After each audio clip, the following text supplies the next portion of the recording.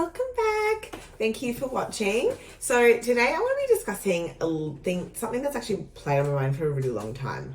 And it's living in 5D or ascending towards 5D and then having 3D friends still. Now, I know a lot of us can probably relate to this, and I know a lot of us probably have a lot to say about it, but I'm going to actually call out and mention things that I have been seeing and feeling since I've kind of experienced, or we all have experienced things since basically 2020. Now, basically, we've all been through what happened through 2020 and 2021. And it was probably more evident in 2021, the split, like the split of reality, the split of consciousness, the split between you and others, the difference between you and people that you thought you knew. That's massive wake-up call, massive shock. You're like, oh my God, do I even know this person? People have been ostracized for whatever beliefs they may have, from families, friends, even work, etc. So that's kind of what I wanted to touch on as well at the moment, because during that time, during that really ugly time, I'm going to say it was a really ugly time, we saw a lot of both sides of people, all aspects, behaving really irrationally. And I can totally sympathize because everyone was scared, everyone was freaking out, no one was comfortable, we didn't know what the fuck was going on. So what I found that during those times is probably when we needed the support the most. And a lot of us just didn't really have it. Some of us felt really alone.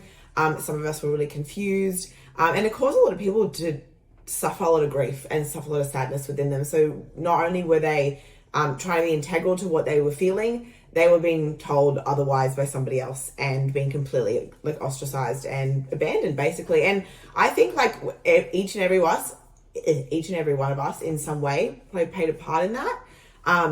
If you didn't, that's great. I know there was times where I was getting really ugly and I was like, what's this behavior is awful.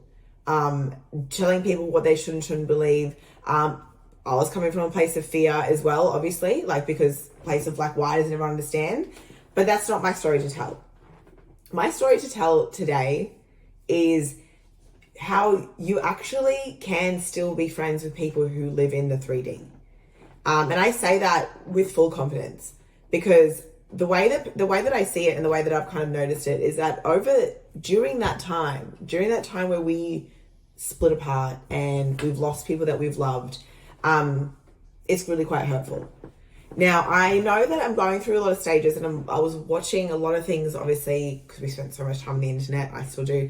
A lot of the time watching things, like I say, reading Reddit forums of people who obviously embarked on a spiritual awakening, which is amazing. And a lot of comments and things that people are saying are like along the lines of, I'm struggling to be in the same room as people who still live in 3D. I struggle to relate to my friends anymore. I struggle with, having something to like talk to them about, basically. I felt that in some way as well. And then while I was going through all that same thing, I also was like, oh my God, like, am I going to have to let go of more people that I thought that I really want in my life? I genuinely really love. And it kind of really came down to the wire because I was really battling with they're not in 5D, they're not ascending, like I can't really relate to them, and I actually really love this person and they love me. So whether it's friends, relationship, family, we still can find a way to get along, which is basically kind of what I'm saying. So in this video, I'm going to kind of talk about ways that you can work around people's beliefs and people's systems and actually integrate them basically with your own. And the things that we need to remember is that we can actually still all coincide with each other, because no matter what, like we're all still living in this matrix together. There's like, you're not anywhere else but here. So instead of like abandoning yourself, abandoning people, removing people who don't have the same sort of belief system as you, if they genuinely are not nice to you and not good people to you, and you really, really can't find anything that you want to still be friends with them, then by all means, let them go respectfully and with kindness.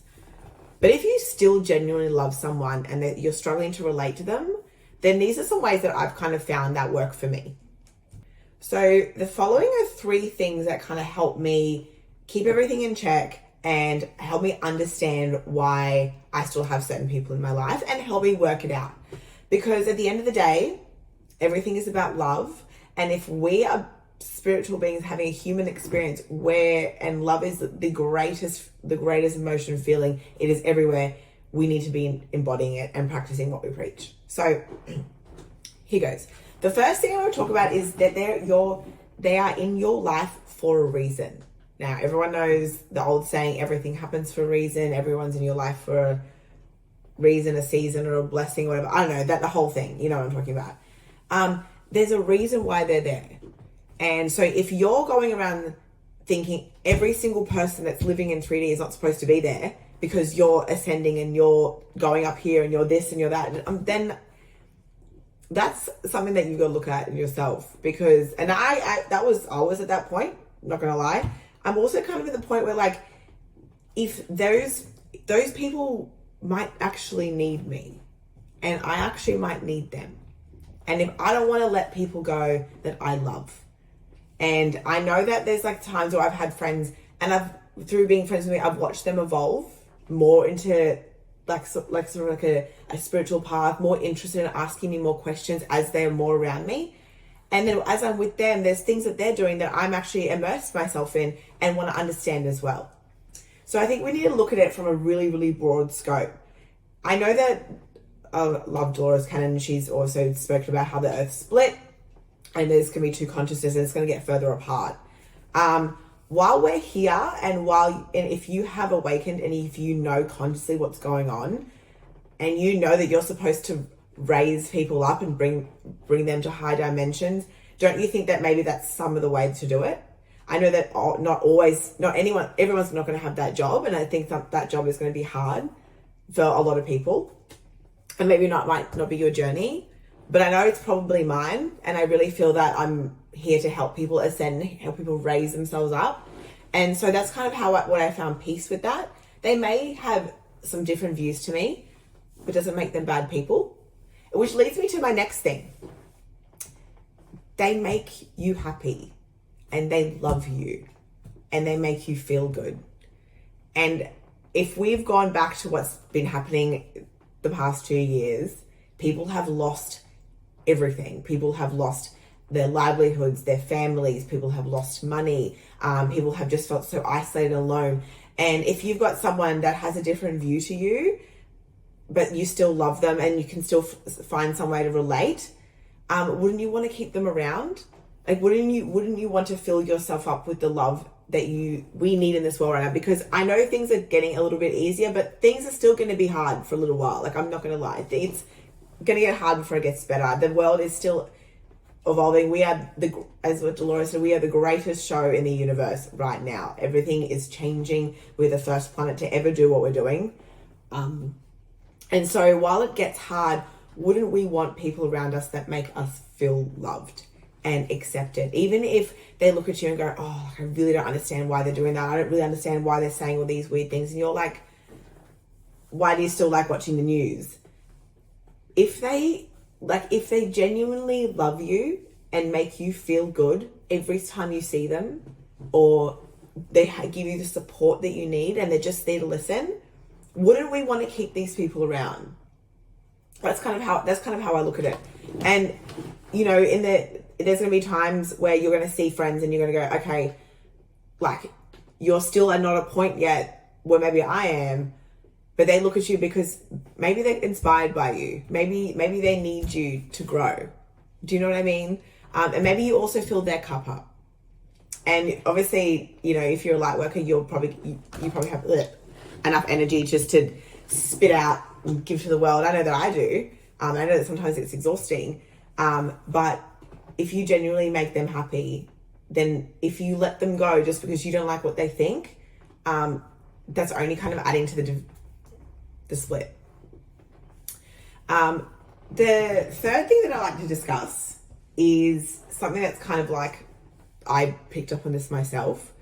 The things that I've seen in the spiritual community is quite like we're such an amazing bunch, and I actually love being part of the community. But there's people that identify with it solely, and there's people who will live in the ego of that existence, basically. And you know, I'm spiritual now. Like I can't talk to these certain people anymore. Spirituality is like really broad, and you have a really, really big scope of belief and systems and behaviors and understanding. And that's actually, with a really small mind frame like that, is actually again adding to the split. So in spirituality, wouldn't you think that being loving people who maybe haven't got to the level that you're at is actually part of our journey too?